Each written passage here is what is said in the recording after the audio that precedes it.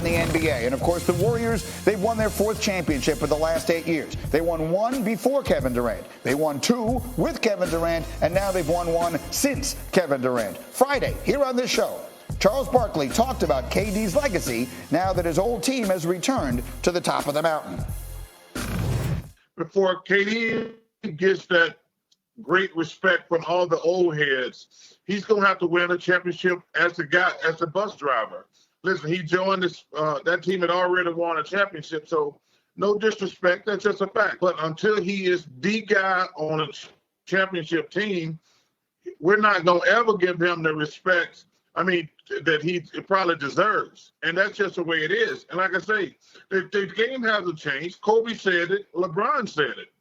And so we're going to hold him to the same high standard.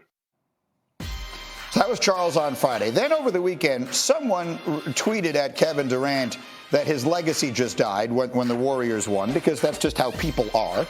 And then Kevin Durant responded, because that's just how Kevin Durant is.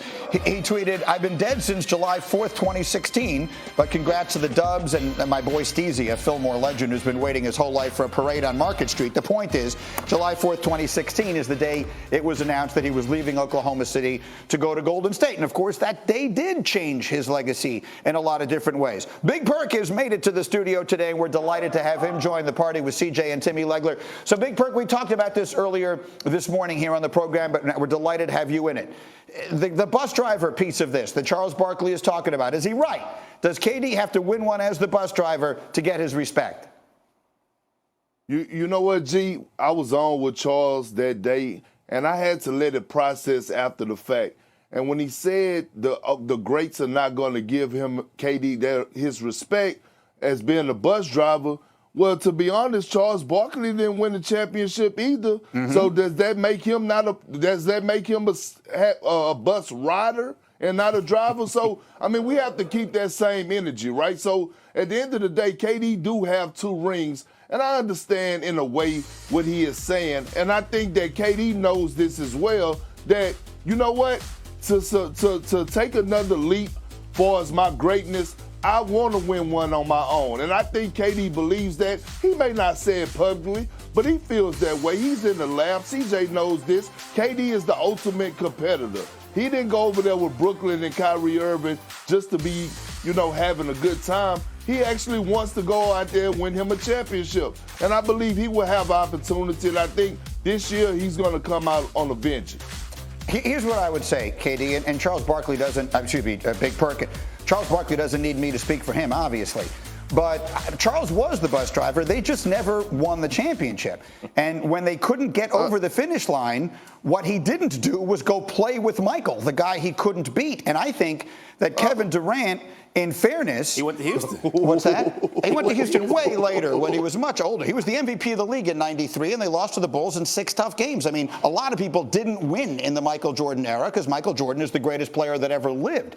The point, I think Kevin Durant is acknowledging the truth of the bus driver piece by leaving Golden State. He knows he needs to go win one on his own with his own team as the bus driver in order to get that level of credibility from whomever it is he's seeking. CJ, no? I think he wanted the challenge, right? Like, he went to Golden State to win a championship, right? He won 2, probably would have got 3, got 2 finals MVPs. He showed his greatness, right? Ability to change his game. He was known as a scorer. He's known as an assassin, right? But can he make his teammates better? Can he defend at a high level? He went to the Warriors and refined his game, became more of a complete player, became a championship caliber player, had to learn a new offense, playing without the ball as opposed to being on the ball. He took those skills, he took some of those business investments, I'm sure, to Brooklyn alongside Kyrie. And if Kyrie doesn't get hurt, they probably win that championship that Giannis has, right? But a lot of things have to go your way in order to win a championship. And I think from a greatness standpoint, he is what he is, whether he wins a championship or not. But I think deep down, he wants that competitive championship here in Brooklyn, right? He didn't go to the Knicks. He went to Brooklyn for a reason.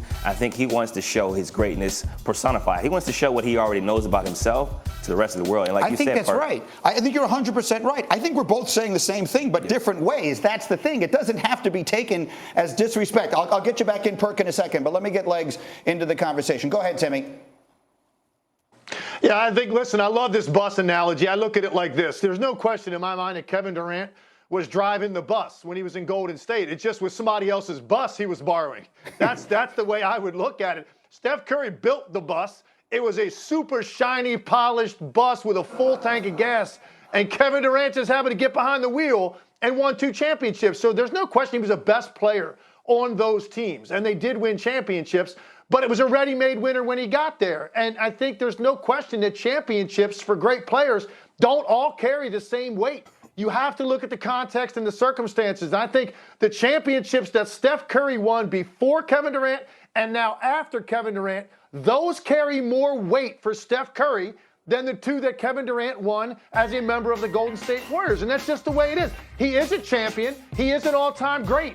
But we have to be honest about the circumstances that Kevin Durant joined in order to go win those championships. And I know why he did it. He wanted that on his resume. He wanted to be a winner. And he also said he liked the style of play. I probably believe that too. But those players carry a different weight and a different standard. You have to get that on your resume. He went, he accomplished that, and now he moved on to a different place. But he's not going to get the same level of credit for those titles as Steph Curry's going to get for the one he won before and after Kevin Durant's arrival. Go ahead, Perk. Here we are, right? I didn't know we was going to be on Get Up this morning talking about yellow buses and full tanks of gases and things to that nature. But since we here we are, right? When you talk about that yellow bus, or we talk about that bus, right?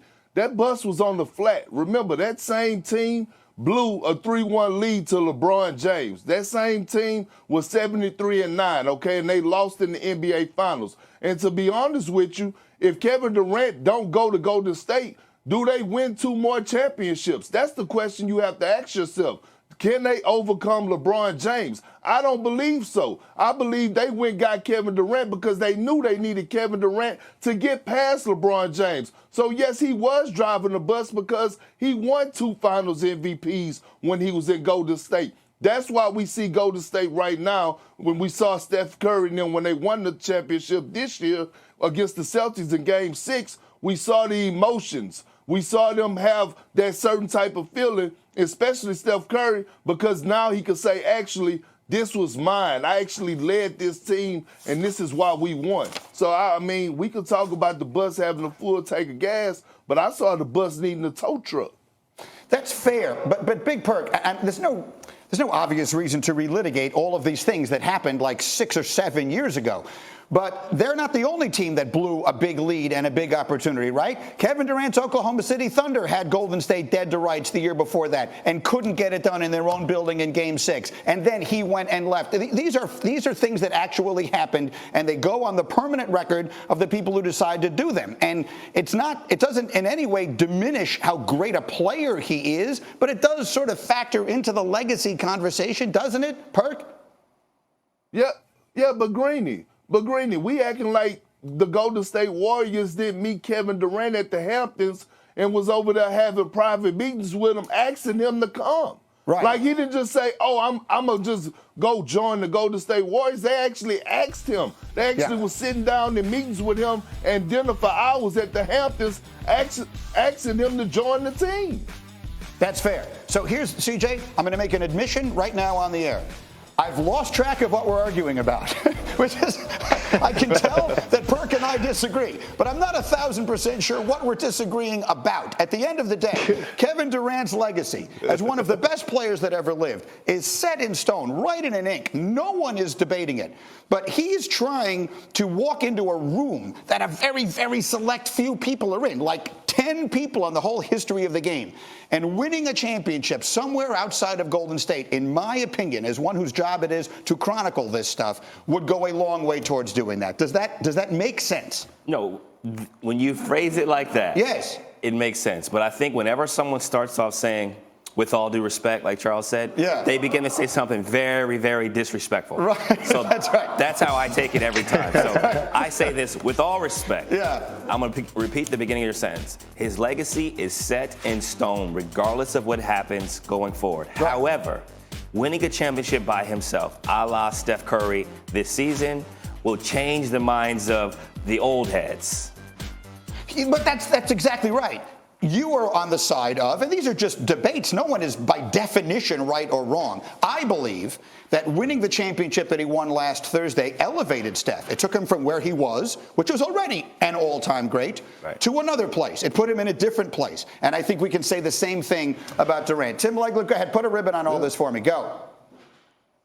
Yeah, listen, I think we're all in agreement on this, right? Kevin Durant is one of the greatest players to ever live. I think we're just basically having maybe a little bit different take on what weight does that carry, the significance of the championships that Kevin Durant won when you compare it to what other great players have done in this generation, right? His peers. And that's what we're talking about here. Nobody's disputing how great Kevin Durant is. And look, Perk said, you know, he doesn't think they get by the Cleveland Cavaliers if Kevin Durant doesn't make that move. Well, unfortunately, we're never going to know that. They may have won 2 more championships and Kevin Durant never went there. We're just never going to know that. But we do know they absolutely did win before he arrived. So he went to a team that had won 1. They had blown a 3-1 lead in the finals. That, to me, sounds like a team that's ready-made to win and had already actually done it. He went there and made them unbeatable. That's what Kevin Durant did for those 2 years. And again, he was the best player on those teams, in my opinion.